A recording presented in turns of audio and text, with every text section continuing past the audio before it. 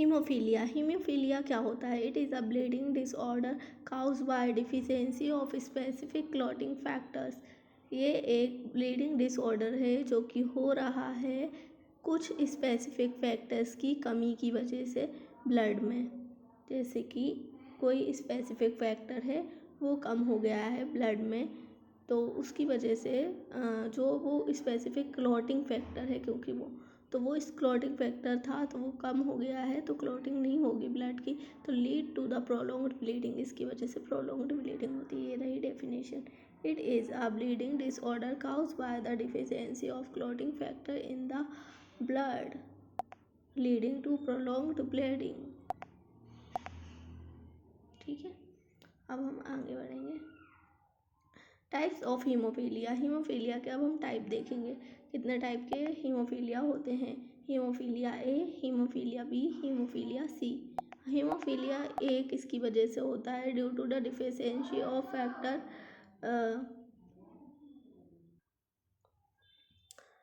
Haemophilia A, haemophilia B, haemophilia सी।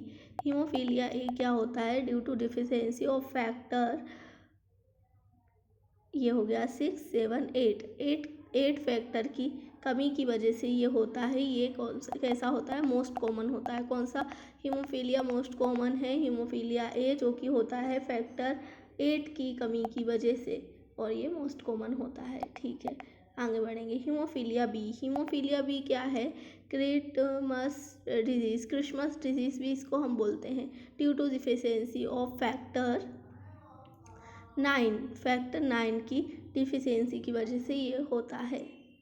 ये हो गया 8 की डिफिशियंसी की वजह से, ये हो गया 9 की डिफिशियंसी की वजह से। और हीमोफीलिया सी क्यों होता है? यूजुअली रेयर होता है ये due to deficiency of factor 11 की वजह से होता है, बहुत रेयर होता है। It can be autosomal recessive, ये ऑटोसोमल रिसेसिव हो सकता है। ठीक है, तो अभी तक हमने क्या पढ़ा? हीमोफीलिया क्या है? तो हमने कहा हीमोफीलिया एक डिसऑर्डर है जो कि होता है deficiency of factor specific clotting factors की डिफिशियंसी की वजह से ब्लड में, और ये लीड करता है प्रोलॉन्ग्ड ब्लीडिंग को। Types of haemophilia A, haemophilia B, haemophilia C. Due to deficiency of factor 8 की वजह से होगा, due to deficiency of factor 9 की वजह से होगा हीमोफीलिया बी, और हीमोफीलिया सी होगा डिफिशियंसी ऑफ 11 फैक्टर की वजह से। जो हीमोफीलिया ए होता है वो मोस्ट कॉमन होता है, और हीमोफीलिया बी को हम क्रिसमस डिजीज़ भी बोलते हैं। हीमोफीलिया सी बहुत ही रेयरली होता है, और it can be autosomal recessive भी हो सकता है। ये X linked recessive disorder mainly affect males. जो एक्स लिंक्ड रिसेसिव डिसऑर्डर होते हैं वो मेनली अफेक्ट करते हैं किसको? मेल्स को अफेक्ट करते। फीमेल आर कैरियर, जो फीमेल होती हैं वो कैरियर होती हैं। ठीक है, clinical features spontaneously bleeding into joints pain swelling. Spontaneously bleeding होगी कहाँ पे? जॉइंट्स में होगी स्पॉन्टेनियस ब्लीडिंग। जॉइंट पेन होगा और स्वेलिंग होगी, सूजन होगी, और जॉइंट्स में पेन होगा। ये है क्लिनिकल फीचर। कैसे हमें पता लगेगा कि हीमोफीलिया हो चुका है? Prolonged bleeding after minor cut. छोटे से कट के बाद भी बहुत ज़्यादा ब्लड आएगा, मतलब होते ही ब्लड आते ही जाएगा। प्रोलॉन्ग ब्लीडिंग आफ्टर सर्जरी के टाइम पे भी, जैसे कोई सर्जरी हुई तो ब्लड आते ही जाएगा उसमें, क्योंकि क्लॉटिंग फैक्टर मिसिंग है, तो प्रोलॉन्ग्ड ब्लीडिंग होगी। ठीक है, laboratory signed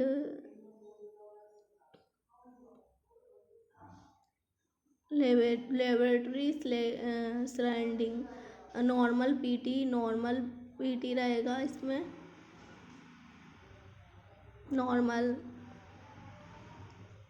bleeding time and platelet count normal होना चाहिए, और prolonged ATP active partial thromboplastin time prolonged होगा। ट्रीटमेंट रिप्लेसमेंट थेरेपी, इसका ट्रीटमेंट होता है replacement therapy. Factor 8 concentrated for haemophilia A.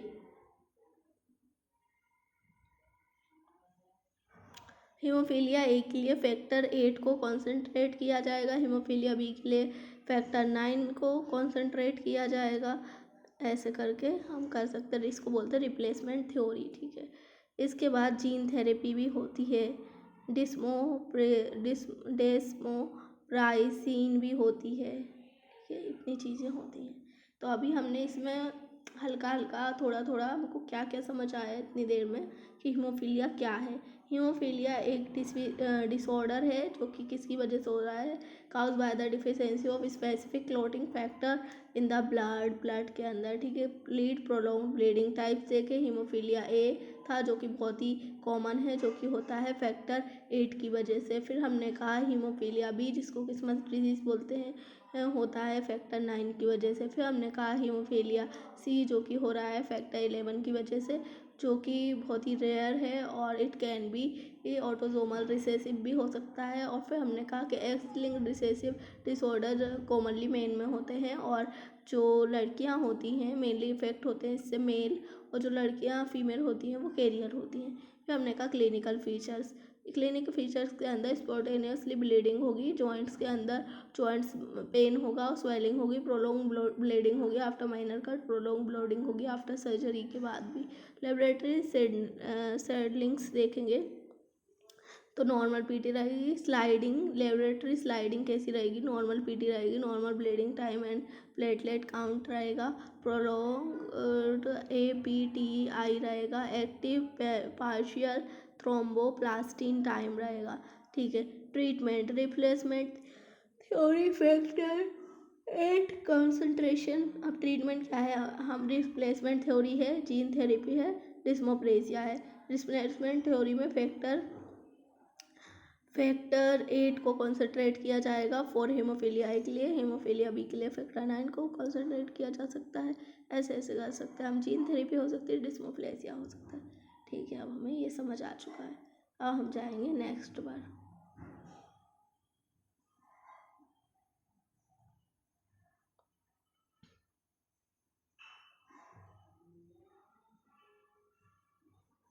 May be this